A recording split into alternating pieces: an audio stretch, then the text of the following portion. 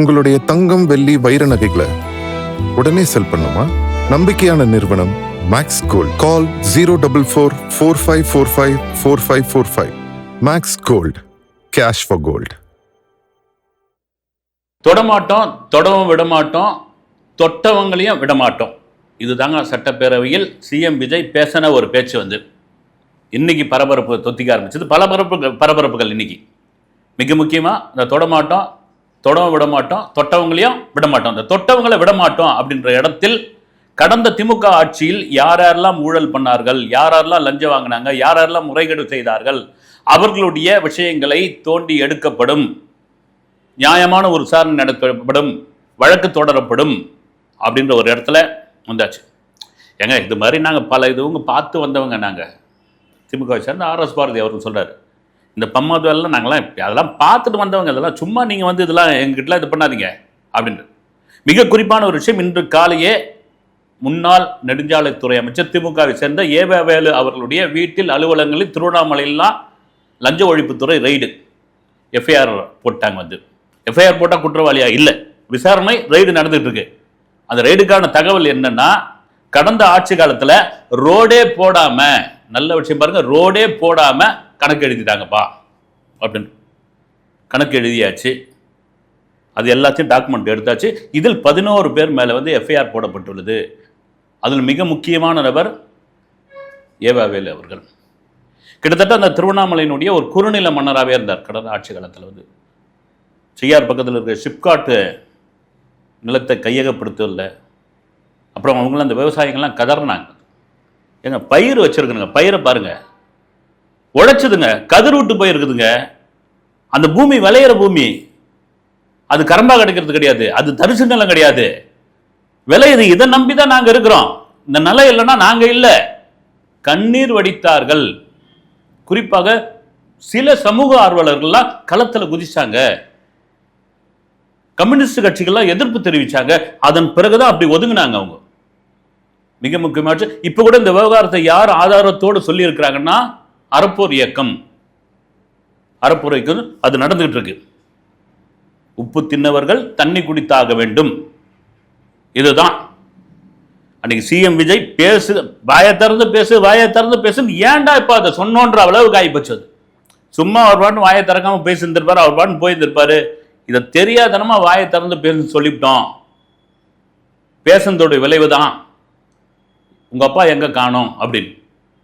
ஒரு திருமண நிகழ்ச்சியில் ஸ்டாலின் அவர்கள் சொல்றாரு, அப்பா எங்கேயும் போல, ஒவ்வொருடைய மனசுலையும் இருக்கிற அப்பா, அப்பாவை எங்கேயும் தேடாதீங்க, மக்கள் தேடுற இடத்துல அப்பா இருப்பாரு அப்படிலாம் சொல்றாரு. அதை எதுவெல்லாம் எனக்கு உண்மையிலே புரியல. ஆனால் கைத்தட்டினாங்க அங்கே இருக்கிறவங்களாம். வந்து ஒரு மாதிரி ஆயிடுச்சு பொழுது. ஏன்னா அவர் தான் வந்து தன்னை வந்து அப்பா அப்படின்னு கூப்பிடுங்கன்னு சொன்னார். இவர் சொன்னது என்னன்னா, எதிர்கட்சி தலைவர் உதயநிதி ஸ்டாலின் அவர்களை பார்த்து, எங்க உங்க அப்பா இங்கே சட்டப்பேரவையில் அப்படின்னு கேட்டார். அது கூட கூட்டணியில் இல்லை, தாவேகா கூட்டணியில் உள்ள விசிகாவினுடைய தலைவர் தொல் திருமாவளவன் அவர்கள் கூட வருத்தப்பட்டிருந்தார். ஒரு முன்னாள் முதல்வர் இப்படிலாம் போய் விமர்சிக்கலாமா அப்படின்ட்டு முதல்வர் விஜய் சொல்லியிருந்தார். அவர் உண்மையிலே ரசிச்சிருப்பார்னு நினைக்கிறேன். எனக்கு தெரிஞ்சு பார்த்தீங்கன்னா இந்த கேள்விக்கு வந்து கேட்கட்டமே அப்படின்ற ஒரு விஷயம் தான். குறிப்பிட்டுலாம் சொல்லல, இன்னாருடைய பேரு, இன்னாருடைய கட்சி, எதிர்கட்சி, இந்த வார்த்தை எதுவுமே பேசலை. உங்க அப்பா எங்கப்பா அப்படின்னு கேட்டார். அவள் தான். அது கிட்டத்தட்ட பயங்கர ட்ரெண்டிங்கில் போயிட்டு இருக்குங்க. ஒரு பக்கம் அது போய்கிட்டே இருக்குது. இதெல்லாம் மீறி இன்னைக்கு முக்கியமாக அந்த புதிய பேருந்துகளை அதனுடைய வழித்தடங்களில் பொதுவாக முதலமைச்சர்கள் என்ன பண்ணுவாங்க, பெரும்பாலும் நம்ம கடந்த காலங்களில் பார்த்த போதெல்லாம் காணொலியில் உட்காந்துக்கிட்டு, பட்டனில் உட்காந்து, தலைமைச் செயலகத்தில் உட்காந்துக்கிட்டு பட்டனில் அழுத்துவாங்க. வந்து இங்கேருந்து கொடி அசைப்பாங்க. அதை வீடியோ கான்ஃபரன்ஸில் பேசுவாங்க, பார்ப்பாங்க, அதோட முடிஞ்சு போச்சுங்கன்னுவாங்க. மிஞ்சி போனால் போய் நின்று ஒரு 3 பஸ்ஸை கொடி அடிச்சுட்டு அப்புறம் கிளம்பி வந்துடுவாங்க. ஆனால் விஜய் அவர்கள் கொடி அசைச்சிட்டு 29A வழித்தடத்தில் உள்ள பஸ்ஸில் ஏறி உட்காந்து கண்டக்டர்கிட்ட டிக்கெட் வாங்கிட்டு, அதன் பிறகு அந்த கண்டக்டர் கூப்பிட்டு பக்கத்தில் உட்கார வச்சுக்கின்னு, ஏன்னா இதெல்லாம் கூட நீங்கள் என்ன இதெல்லாம் எங்க இதெல்லாம் என்னங்க ஒரு சினிமாட்டிக்காக இருக்குது. வந்து சினிமா நடிகர் இதெல்லாம் பண்ணாதானங்கன்னு பண்ணாமல் இருந்தா ஏங்க வந்து அவர் பாட்டுன்னு உண்ணா ஓட்ட மாதிரி உட்காந்துக்கிட்டு இருக்காரு. கண்டக்டர்கிட்ட பேச மாட்டேன்றாரு, டிரைவர்கிட்ட வந்து எதுவும் பேச மாட்டேன்றாரு. முதல்வர்னா இப்படி தான் உட்காந்துருக்கணுமா? முதல்ல அவர் டிக்கெட் எடுத்தாரான்னு கேளுங்க அப்படின்ற ஒரு கேள்வி வரும். அதில் பயணம் செஞ்ச அத்தனை பேர் 16 பேர் டிக்கெட் எடுத்தாங்க. அதை கண்டக்டர் நிகழ்ச்சியை சொல்கிறாரு, சக தொழிலாளி தானேங்க, இதுதாங்க வந்து உண்மையான கம்யூனிஸ்ட் தாங்க. நான் என்ன சிஎம்னா என்னன்னா கொம்பா முளைச்சு போயிருக்குது, வாங்க உட்காருங்க, தொழிலாளர் வாங்க, நீங்கள் தாங்க இந்த பேருந்தோடைய நடத்துனர், நீங்கள் தான் இந்த பேருந்து வழி நடத்துனர், நீங்கள் தான் அந்த பேருந்தை சரியாக இயக்குவார், அங்கே தான் அங்கே உட்காந்துக்கிறாரு. இன்னைக்கு சென்னைக்குள்ள ஒரு மாநகர பேருந்தை ஓட்டுறதும் அந்த கண்டக்டர் வந்து டிக்கெட் கொடுத்து திரும்ப எடுத்து போய் டெப்போவில் விடுறதுக்குள்ள அவங்க பாடு பெரும்பாடாக இருக்கும் பொதுவாகவே வந்து. ஏன்னா பலதரப்பட்ட மக்களை சந்திக்கணுங்க, வந்து ஒவ்வொருத்தரும் ஒவ்வொரு மாதிரி இருப்பான், பலதரப்பட்ட மக்களை சந்திக்க வேண்டியது இருக்கும். அதனால தான் உட்காந்து விஜய் வந்து அவர்கிட்ட பேசினார், டிரைவர்கிட்ட போய் இது பண்ணார், பக்கத்தில் உட்காந்துக்கிட்டு அவருடைய ஃபோனில் வந்து ஃபுல்லாக வீடியோ எடுத்துகிட்டு இருந்தார். இதெல்லாம் மீறி இந்த பேருந்துகள் இன்றைக்கே பயன்பாட்டுக்கு வந்தாச்சு, ரூட்டில் ஓட விட்டாச்சு, ரைட் போட்டோம் பஸ்ஸு போட்டோன்னு. பொதுவாக ஒரு பேருந்து அப்படின்னா சும்மா காட்சியை காமிச்சிட்டு அந்த வழித்தடத்தில் ஒரு 4-5 பேருந்து போகும், மீதி எல்லாம் அப்படியே இருக்கும் அப்படின்னு, இல்லைன்னா ஒரு மாதம் 1.5 மாதம் கழிச்சு இந்த பேருந்துலாம் போகுங்கன்னு. இன்றைக்கே கிளம்பியாச்சுங்க அந்த பேருந்து, ரைட்டு. இதில் ரொம்ப முக்கியமான விஷயம் என்னென்னா, அநேகமாக விஜய் பேட்டி எடுத்திருந்தா கொடுத்துருந்தா இன்னும் சூப்பராக இருந்திருக்கும். அவருடைய பழைய சினிமா பேட்டிகள், சினிமா நடிச்சவர்கள் அவர்கள் பேட்டிகள்லாம் சொல்லியிருக்காரு, எனக்கு பஸ்ஸில் போகிறது ரொம்ப பிடிக்கணும் அப்படின்னு. நானே ஒரு இன்டர்வியூ பண்ணியிருக்கோம், தீபாவளி மலருக்கார். ஒரு தீபாவளிக்கு சின்ன தம்பி வால்டர் வெற்றிவேலு இன்னொரு படம், ஒரு படத்தை வடபழனி கமலா தேட்டரில் பார்க்குறாரு, இன்னொரு படத்தை கேகே நகரில் இருக்கிற உதயம் தேட்டரில் பார்க்குறாரு, இன்னொரு படத்தை போய் சத்யம் தேட்டரில் போய் பார்க்குறாரு, மவுண்ட் ரோட்டில் இருக்கிற. இந்த 3 படத்தையும் வந்து அவங்க அப்பா சைக்கிளை பிடிங்கி வச்சுக்கிட்டார் பார்க்கக்கூடாதுன்னு. ஒரு பஸ்ஸை பிடிச்சி என்னென்ன வழித்தடத்தில் போகணுன்னு பஸ்ஸை பிடிச்சி போட. அப்படி எனக்கு பேருந்து பயணம் வந்து ரொம்ப பிடிக்கும், அதுவும் மாநகர பேருந்து. அப்போ பல்லவன்னு பேர் இந்த இதுக்கு நிறைய பேர் வந்து பேருந்தில், இந்த மாநகர பேருந்தில் பயணம் செய்ததான் பெரிய ஆள் ஆகியிருக்காங்க. அப்படி நாம் போன காலம், நம்ம பள்ளியில் படிக்கிற காலம், கல்லூரியில் படிக்கிற காலம், சினிமா பார்த்த காலத்தில் இந்த பேருந்தில் போயிருக்கிறோம். இப்போ நாம் வந்து ஒரு சிஎம் ஆகிட்டு போனால் எப்படி இருக்கும், அதுதான் மலரும் நினைவுகள். இதில் ரொம்ப முக்கியமான ஒரு விஷயம் என்னென்னா, நேற்று இந்த எலக்ட்ரிசிட்டி போர்டு இபியில் பணி நியமனம் எல்லாருக்கும் பணி ஆணை, குறிப்பாக தகுதி உள்ளவர்களுக்கு அப்படின்ற ஒரு விஷயம். இது ஏன் டபுள் கொட்டேஷனில் போடுறோம் அப்படின்னா, தகுதி உள்ளவர்களுக்கு அப்படின்னா யாருக்கிட்டையும் 10 பைசா லஞ்சம் வாங்கலை, யாருக்கிட்டையும் எந்தவித காசு வாங்கலை, அப்படி தகுதி உள்ளவர்களுக்கு கொடுக்கும்போது அவங்களுக்கு ஆட்டோமேட்டிக்காக என்ன ஆகுனா, கிட்டத்தட்ட எல்லா யங்ஸ்டர்ஸ் அவங்க ஒரு 33, 34, 35 வருஷம் சர்வீஸில் இருக்க போகிறாங்க. ஏங்க உங்ககிட்ட எந்த காசும் வாங்கலை, யாரும் எந்த லஞ்சமும் பெறல, டேபிள் கடியில் யாரும் கையை விடலை, மிக நேர்மையாக கிடைத்த வேலை, இது மக்களுக்கு சேவை செய்யக்கூடிய ஒரு வேலை. அதனால் தயவுசெய்து எளிய மக்கள், எந்த மக்கள்கிட்டையும் நீங்கள் காசு வாங்காதீங்க அப்படின்ற ஒரு விஷயம் யாருக்கு விஜயை கூட அதை சொல்லியிருக்கலாம், சி விஜய் கூட சொன்னாலும் தப்பு கிடையாது. இது மக்கள் சேவை. இன்னைக்கு வந்து ஒரு எலக்ட்ரிசிட்டி போர்டாகட்டும், மற்ற இதுவாகட்டும், சாமானிய மக்களுக்கு அவங்களுக்குள்ள வெறுப்பு என்னன்னா, ஏம்மா கவர்மெண்ட்டு தான் உனக்கு சம்பளம் கொடுக்குதில்ல, நீ வந்து எக்ஸ்ட்ரா காசுக்கு எக்ஸ்ட்ரா கையை நீட்டுற, துட்டு கொடுத்தா தான் நான் பீஸை போடுவேன்ற, இல்லைன்னா பீஸை பிடுங்குவேன்ற. இதில் என்னங்க மக்கள் எல்லா துறையிலையுமே. ஆனால் இங்கே எல்லாம் பார்த்தீங்கன்னா யங்ஸ்டர்ஸ் வந்து இதில் கூட பார்த்தீங்கன்னா ஓகே, ஒரு பணி நியமன ஆணை கொடுக்குறாங்க அப்படின்னா ஒரு 4-5 பேர் கொடுத்துட்டு மீதியெல்லாம் அந்த ஆஃபீஸர்ஸ், அந்த அரசு சார்ந்த அதிகாரிகள் இருப்பாங்களே, இதெல்லாம் நீங்கள் கொடுத்துருங்க அப்படின்னு சொல்லலாம். ஒவ்வொருத்தருக்கும் நின்று அவங்க கையால் கொடுத்து வழக்கம்போல் ஒரு போஸ்ட் கொடுத்து வந்தவங்க கூட பார்த்தீங்கன்னா கொஞ்சம் வித்தியாசமான போஸ்ட்லாம் கேட்கும்போது முதல்வர் அதெல்லாம் ஒன்றும் தயங்கலை. அதுக்கு ஒரு பக்கம் விமர்சனம் போகுது, அதை பற்றி கண்டுக்கவும் தேவையில்லை. கொடுத்து அன்னைக்கு பூரா நின்றுட்டு இருக்காப்புல, ஒவ்வொருத்தராக கூப்பிட்டு கொடுக்குறாப்புல. அதனுடைய அர்த்தம் என்னன்னா, இந்த அரசாங்கம் உங்களுக்கு கொடுக்குற இந்த பணியை நீங்கள் மக்களுக்கு செவ்வன செய்ய வேண்டும் என்பதுதான் அதனுடைய ஒரு முக்கிய சாராம்சம். ஏற்கனவே வந்து 10th +2 மாணவர்களுக்கு அதே பரிசளிப்பு விழா இன்னுக்கிட்டே கொடுத்தாரு. ஒவ்வொரு மாணவர்களுக்கும் அவ்வளோ பெரிய சந்தோஷம். இந்த முறை வந்து என்னால் வந்து வாங்க முடியல, 10th மார்க் எடுக்க முடியலன்னா அடுத்த முறை நான் ஃபஸ்ட் மார்க் எடுத்து நான் +2 உங்கள் கையால் நான் வந்து அந்த பரிசை வாங்குற பாருங்க, உங்கள் கூட ஃபோட்டோ எடுத்துக்கிற பாருங்கன்னு ஒரு ஊக்கம் இருக்கு இல்லை, அதுதான். எல்லாம் புதியவர்கள் வாங்கிக்கிங்க, நீங்கள் பெற்றுக்குங்க அப்படின்னு சொன்னது தான். அதுக்கப்புறம் பார்த்தீங்கன்னா இந்த தங்க மோதிர திட்டம் செப்டம்பர் 15ஆம் தேதி 718 கோடி 750 கோடி அதனுடைய திட்டத்தினுடைய பட்ஜெட். ஒரு மோதிரத்துக்கு 17,000 ரூபாய் அப்படின்னு ஒரு கணக்கு வச்சுருக்காங்க அன்றைய ரேட்டில் வந்து.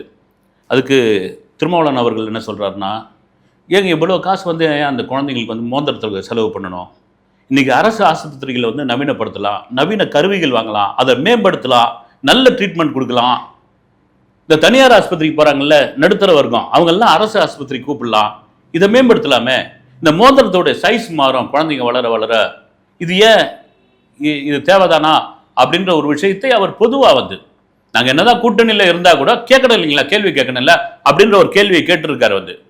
அதுக்கு உடனே வந்து உள்ள கூட்டணிக்குள்ள விசிகா கடும் எதிர்ப்பு, கூட்டணியிலிருந்து வெளியேறுகிறது விசிகா, சிஎம் விஜயை வந்து விமர்சனம் செய்து விட்டார் திருமா அப்படின்ற மாதிரியான விஷயங்கள் போயிட்டு இருக்கு. கேள்வியே கேட்கக்கூடாதுன்னா அப்புறம் என்ன இருக்குது வந்து, ஏன்னா அது வந்து ஒரு தேர்தல் வாக்குறுதி, கண்டிப்பாக தேர்தல் வாக்குறுதி நிறைவேற்றி தான் ஆகணும்.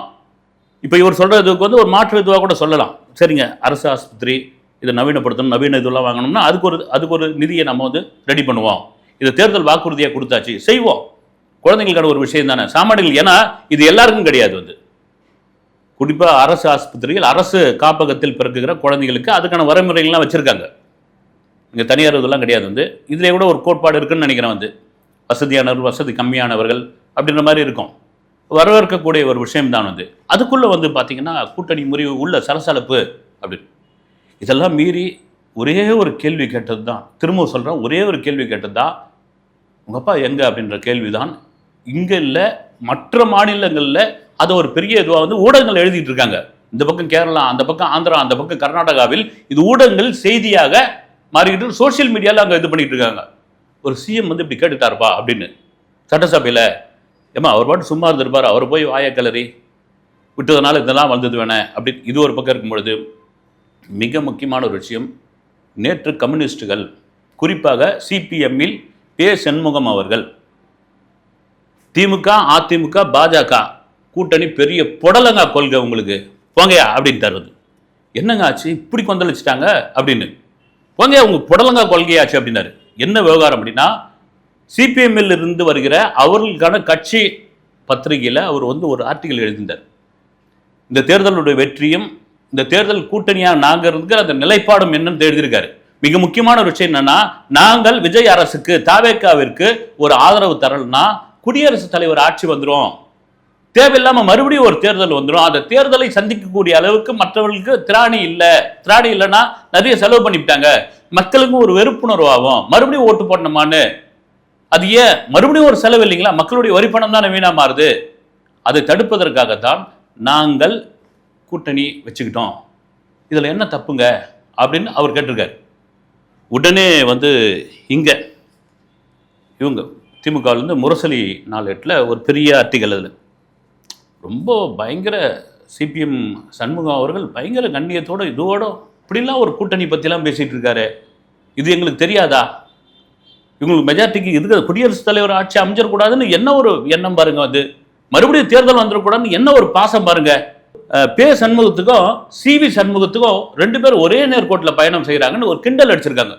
அதிமுக சிவி சண்முகம் அவர் தானே அப்படி மொத்தமாக அப்படி வலிச்சுன்னு வந்தது அப்படின்னு கிண்டல் பண்ணிடுங்க. அந்த கோபத்தோடைய வெளிப்பாடு தான் அவர் என்ன பண்ணுறார், சிபிஎம்லேருந்து பாஜக திமுக அதிமுக கொள்கை புடலங்கா கூட்டணி, புடலங்கா கொள்கை அப்படின்ட்டாரு.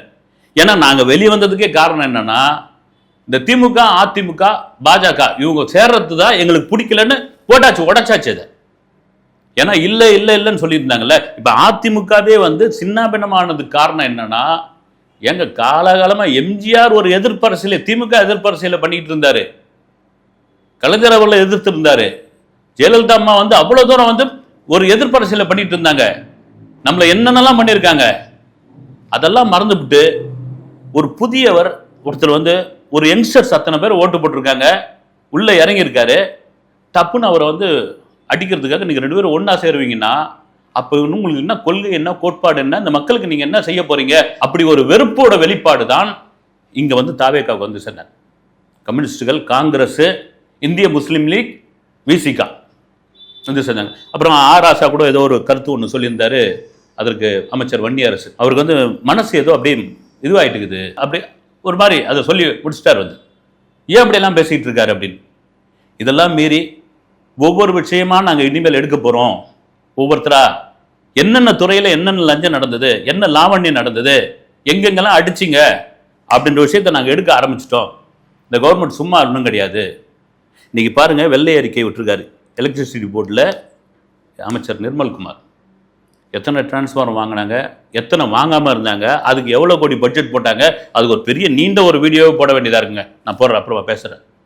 அதை பார்க்கும்போது பக்குன்னு இருக்குது. இணையா இது வந்து ஏன்னா செந்தில் பாலாஜி மின்சாரத்துறை அமைச்சராக இருந்தபோது ஏங்க கரண்ட் கட் ஆகுது, தமிழ்நாடு முழுக்க கரண்ட் கட்டு, ஏங்க கரண்ட் கட் ஆகுதுன்னா ஒயரெல்லாம் அணில் கட்சிருச்சுன்னு சொன்னார் வந்து.